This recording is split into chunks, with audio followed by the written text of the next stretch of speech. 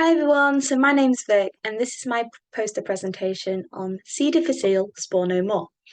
So what is the problem? Well, C. difficile is a gram-positive spore-forming anaerobe, which is normally outcompeted in the gut by a healthy gut flora. However, disruption to this healthy gut flora following course of antibiotics lead to C. difficile infections. Now, treatment for C. difficile infections is also with broad-spectrum antibiotics, so you can see the problem. We have recurrence in 20% of cases, and this number only rises with subsequent infections. So, how do we target C. difficile without affecting the gut flora? Well, we can target sporulation. Like I said, C. difficile forms these spores, which are highly resistant to chemical and physical agents, and this enables high transmission via the faecal-oral route. So, sporulation, first of all, allows the formation of a asymmetric septum between the mother cell and the forespore, engulfment of the forespore by the mother cell, leading to spore maturation and eventual mother cell lysis to release the spore into the environment. My project is working on engulfment, which is stage 2 of sporulation.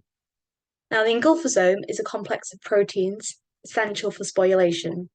So I work on SpoIID and SpoIIP, shown in pink and purple, and these form the peptidoglycan degrading machinery. And both of these proteins are essential for sporulation.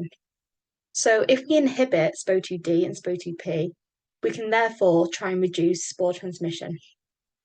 So my aims are to investigate enzymatic mechanisms and metal requirements of SpoIID and SpoIIP, and to identify and test druggable sites.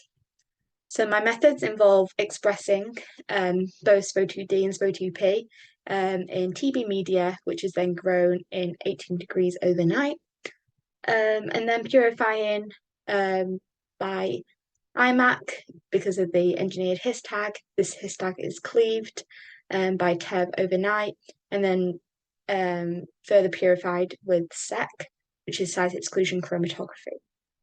The protein is then crystallized using sit and drop crystallization using taxanate.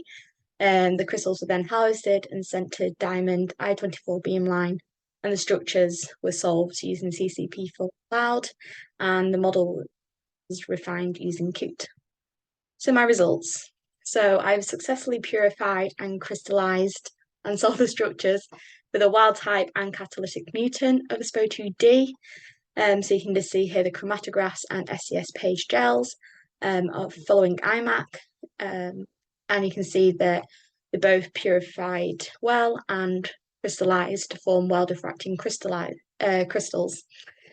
And these are the structures that were solved. So we can see the alpha helical domain, the beta domain, and the flexible loop region, which is the catalytic site. Here we can see the zinc-binding site. We are unsure about the role of zinc at the moment. This is something I will be investigating. As the zinc is not part of the catalytic site, we don't think it has a role in catalysis. However, it may have a structural role, but I will be investigating this by zinc binding site mutants. Here we can see the surface representation of our protein bound with the NAG ligand mimic bound in the catalytic site. Now, this site can fit up to 7 sugar monomers together. Therefore, my next steps involves co-crystallizing with different ligand mimics to try accurately replicate what's happening in vivo.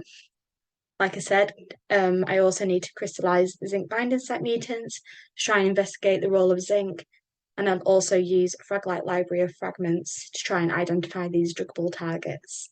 If you've got any questions or ideas, please contact me scanning this QR code below, and I hope you enjoy the rest of NEPG.